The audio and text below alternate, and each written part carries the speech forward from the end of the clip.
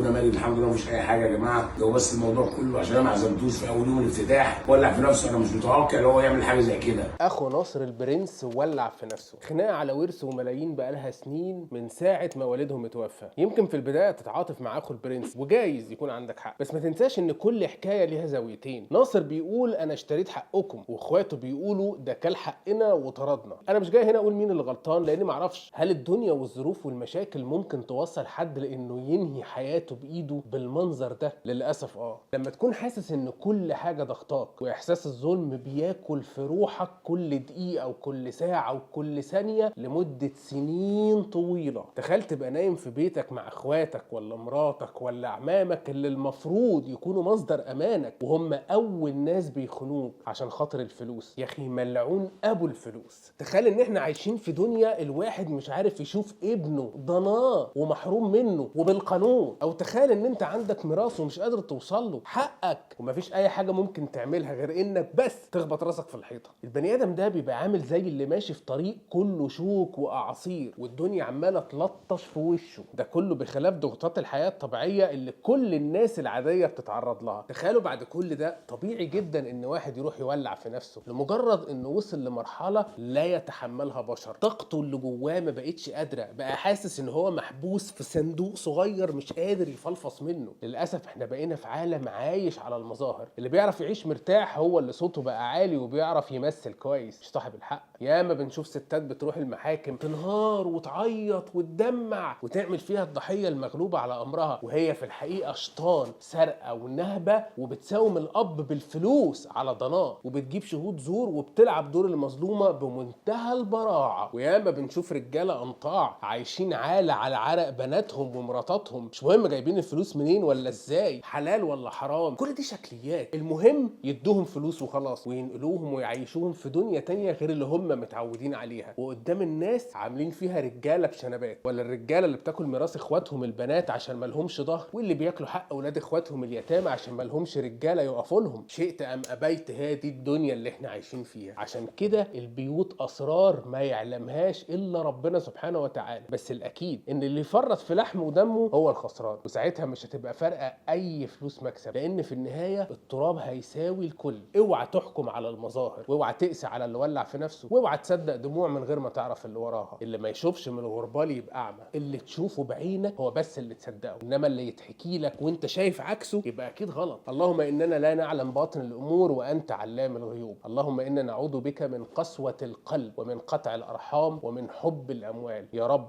يا رب يا رب انتقم من كل واحد واكل حق غيره أشد انتقام. يا رب انتقم من كل قاطع الأرحام أشد انتقام، وكل من عاونهم سواء بشهادة زور أو بكلمة أو بموقف. يا رب انصر كل أب قلبه بيتعصر عشان خاطر ابنه. يا رب انصر كل واحدة مش عارفة توصل لمراسها. يوسف my son I love you.